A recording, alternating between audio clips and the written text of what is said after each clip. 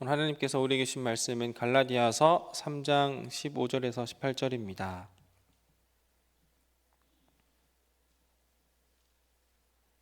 갈라디아서 3장 15절에서 18절입니다.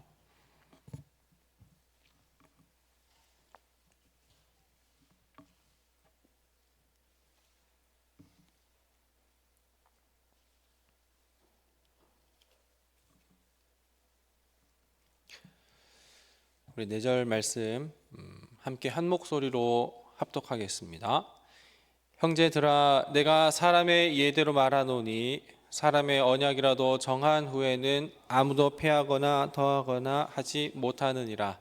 이 약속들은 아브라함과 그 자손에게 말씀하신 것인데 여럿을 가리켜 그 자손들이라 하지 아니하시고 오직 한 사람을 가리켜 내 자손이라 하셨으니 곧 그리스도라.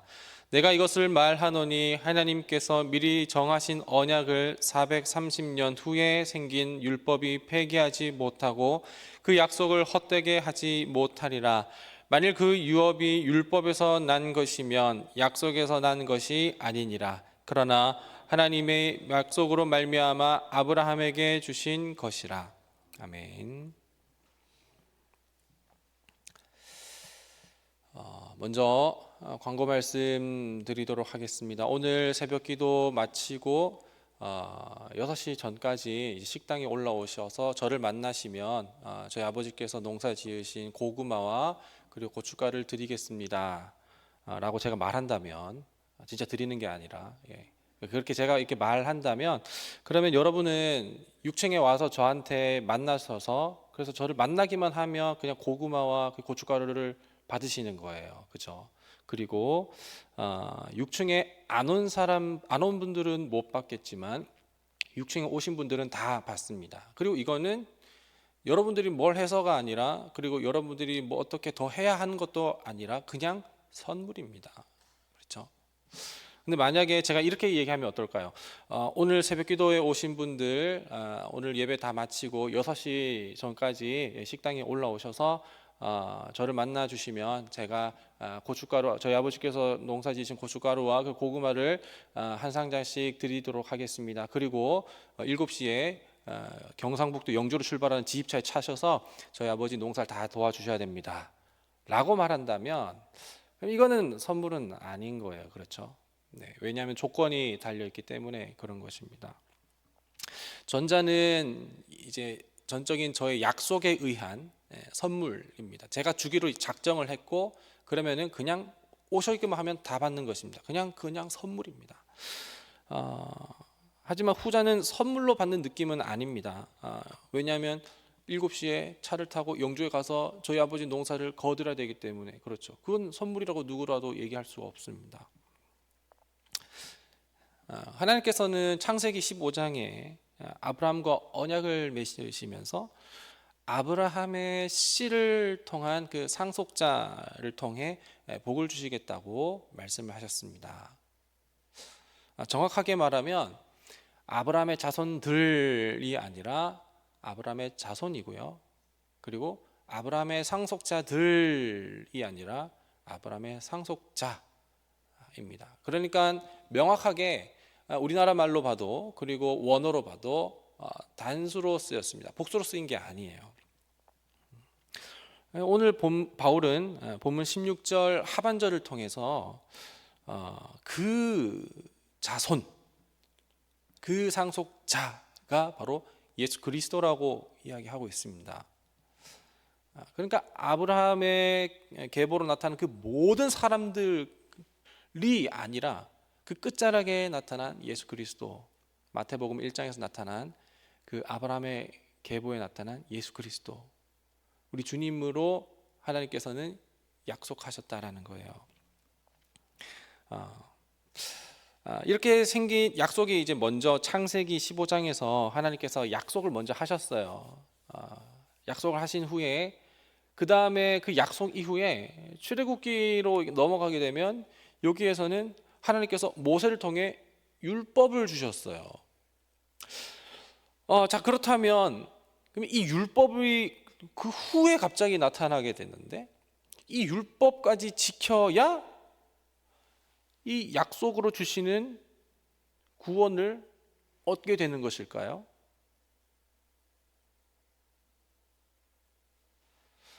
아브라함을 통해 하나님께서 미리 정하신 언약이 먼저 있었고 약속이 먼저 그냥 있었는데, 갑자기 모세 때 율법이 생겼다고 하면 그 뒤늦게 생긴 그 율법을 지켜야 하나님께서 주시겠다고 하는 그 복을 얻는다는 것일까요? 17절은 바로 이 이야기를 이야기하고 있는데요. 오늘 본문 17절 우리 다시 한번 눈으로 보시면 제가 읽어드리도록 하겠습니다. 내가 이것을 말하노니 하나님께서 미리 정하신 언약을 430년 후에 생긴 율법이 폐기하지 못하고 그 약속을 헛되게 하지 못하리라. 그러니까 430년 후에 생긴 이 율법이 그 먼저 생긴 그 언약을 폐기하지 못하리라 하는 것은 이것을 지키든 지키지 않든 하나님의 구원은 변하지 않는다라는 것을 이야기하고 있는 거잖아요. 아까 6층에 올라가서 받게 될 그 고구마와 고춧가루 없습니다. 없는데 만약에 그걸 생각해 봅시다. 그거를 이렇게 그냥 오기만 하면은 그러면은 받는다. 이거는 굉장히 일방적인 선물이죠. 제가 농담을 하거나 거짓말하거나 제가 그냥 변심하지만 않는다면 그건 무조건 받는 거예요. 그렇죠? 하지만 6층에 올라와서 고구마랑 고춧가루를 받아가는 사람들은 그 길로 바로 영주로 내려가야 한다라는 것은 그거는 선물이 아니잖아요. 그 이야기를 하고 있는 것입니다. 하나님께서는 아브라함을 통하여서 이스라엘에게 구원을 약속하셨어요. 그리고 하나님께서는 그 이후에 창세기 15장 이후에 그 횃불 언약을 통해서 하나님 자신이 직접 짐승 사이, 쪼개진 짐승 사이를 지나가시면서 하나님 일방적으로 그 언약을 성취하고 이루겠다라고 하나님께서는 그렇게 보이셨죠. 그러면 그 언약을 어떻게 받느냐?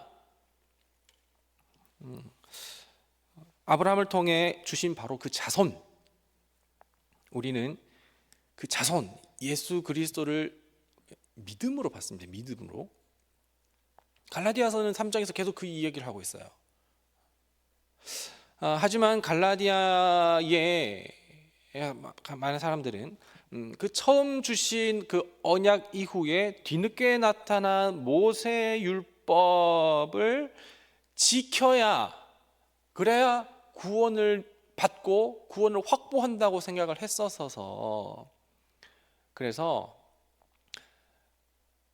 이방 그리스도인들에게도 너희도 할례를 받아야 된다, 우리처럼 할례를 받아야 된다라고 율법과 행위를 강조하고 있는 것이었습니다. 그런데 바울은 그 얘기가 아니라고 지금 계속해서 이야기를 하고 있는 거거든요. 하나님께서는 율법을 구원을 얻게 하기 위해 주신 것은 아닙니다. 율법의 기능은 구원과 선제적인 연관이 있지는 않고, 율법은 다른 기능이 있습니다. 뒤늦게 나타난 율법의 기능과 역할에 대해서는 다음 시간에 하겠고요. 오늘의 주제는 이것입니다. 하나님께서 아브라함에게 주신 그 복은 자녀손들이 잘 되고 혹은 큰 부를 이루고 모든 일이 잘 풀리고, 그 복을 하나님께서 약속하신 것이 아니었습니다. 왜냐하면 그 복이 선명하게 나타난 것은 바로 그 상속자, 그 자손인 그리스도를 통해 주겠다고 얘기를 하셨고, 우리는 그분을 믿음으로 그분께서 주시는 영원한 생명, 그분이 얻을 수 있는 하나님 나라의 상속, 그분께서 주시는 즐거움과 그분만이 주실 수 있는 쾌락과 그분만이 주실 수 있는 안정과 그분께서 함께 누리고자 하는 그 하나님 나라로의 초대를 우리가 얻게 되는 것이 바로 우리가 얻게 될 그리스도를 통한 복입니다. 예수 그리스도, 우리가 믿는 예수님, 그분은 하나님의 구원의 핵심이며 하나님의 전적인 일방적인 약속이시며, 그것은 하나님의 그냥 다른 것들이 아니라 분명하게 나타난 언약입니다. 그분은 변치 않으시고 그분은 변심하지 않으시며 변덕쟁이가 아니신 그분께서 한번 정하신 약속은 끝까지 신실하게 지키셔서 우리의 형편과 우리의 감정과 우리의 믿음과 우리의 생각이 어떠하든지 간에 우리를 끝까지 구원하시고자 했었던 그 하나님의 약속으로 나타난 그리스도입니다. 우리가 그래서 율법을 지키거나 혹은 지키지 못함으로 인해서 구원이 달라지는 것은 결코 아닙니다. 그래서 우리는 이제 생각하게 되기를, 우리의 지금 너무나도 우리는 결심하고 결단하고 마음을 먹고 다짐하고 그렇게 해도 죄에 노출되고 죄의 영향을 받아서 좀 나약하고 좀 부족한 모습을 보이잖아요. 이 모습을 보면서 하나님께서는 나를 벌하실까?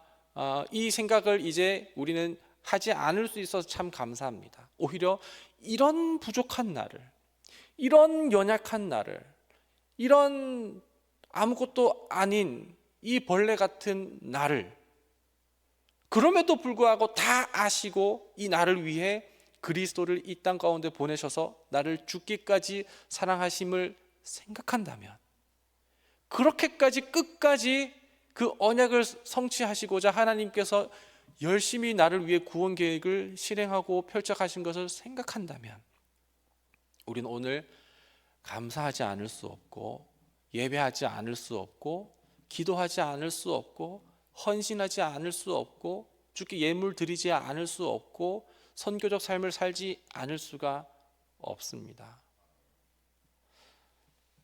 그 신실하시고 일방적이고 절대적인 하나님의 언약과 약속, 그것이 너무너무 크게 다가오게 되는 거죠. 그래서 우리는 복음을 붙잡아야 되고 복음을 기억해야 되고 복음 앞에 서야 우리는 율법을 지킬 수 있습니다. 율법을 지켜야만 얻는 것이 아니라 복음 앞에 서게 되면 율법을 지키고 싶습니다. 오늘 그 은혜가 우리 모든 삶과 그리고 심령 가운데 가득할 수 있게 되기를 간절히 소망합니다. 기도하겠습니다. 하나님, 우리에게 먼저 율법부터 주시고 하나님의 언약과 약속을 우리에게 주신 조건부 은혜가 아니라 무조건적인 하나님의 은혜를 생각하게 될 때, 하나님 아버지, 우리는 그 은혜 앞에 선다면 정말 감사하지 않을 수 없습니다. 집을 나갔다가 돌아온 둘째 탕자가 아버지 집에서 노예로 살겠다고 다짐했지만 아버지는 어떻게 살아야 할지 묻지도 않고 목을 어긋맞추며 내 아들이라 했었던 그 아들의 마음을 우리가 생각해 본다면 우리는 교회에서 노예처럼 종처럼 구원을 얻고자 매달리는 삶이 아니라 이미 품어주시고 구원 허락하여 주신 그 은혜 감사하여서 정말 아버지를 주인님이 아니라 아버지로 부를 수 있게 됨을 다시 한번 감사하며 생활하게 됩니다. 하나님, 우리 삶 가운데 놓여진 여러 가지 어려움과 그리고 아픔들이 있지만 그럼에도 불구하고 하나님께서는 변치 않으시니 그 계획을 신실하게 이끌어 가시니 오늘도 감사하며 넉넉히 이길 수 있는 믿음 더하여 주시옵소서. 오늘도 이 자리에 나올 때에 빈 마음과 빈손으로 나오지 않고 주께 감사하여서 드리는 예물 더 넉넉하게 드리고 싶고 또 자원하여서 기쁜 마음으로 드리고 싶은 그 예물을 정성껏 드립니다. 하나님, 이 예물을 통해 하나님의 나라와 하나님의 의가 더욱더 드러나게 하여 주시옵시고 또한 부족한 우리의 이름은 가리어 주시옵소서. 하나님, 이 예물이 사용되는 곳에 하나님의 뜻이 이루어지게 되고 이 모든 예물이 정말 쓰여지는 곳마다 하나님께서 공급하시는 그 공급을 누릴 수 있도록 주님 역사하여 주시옵소서. 이 모든 말씀 우리 구주 예수 그리스도의 이름으로 기도하옵나이다. 아멘. 하늘에 계신 우리 아버지, 아버지의 이름을 거룩하게 하시며 아버지의 나라가 오게 하시며 아버지의 뜻이 하늘에서와 같이 땅에서도 이루어지게 하소서. 오늘 우리에게 일용할 양식을 주시고 우리가 우리에게 잘못한 사람을 용서하여 준 것 같이 우리 죄를 용서하여 주시고 우리를 시험에 빠지지 않게 하시고 악에서 구하소서. 나라와 권능과 영광이 영원히 아버지의 것입니다. 아멘. 각자 가지고 나온 기도 제목과 그리고 오늘 말씀을 기억하며 함께 기도하겠습니다.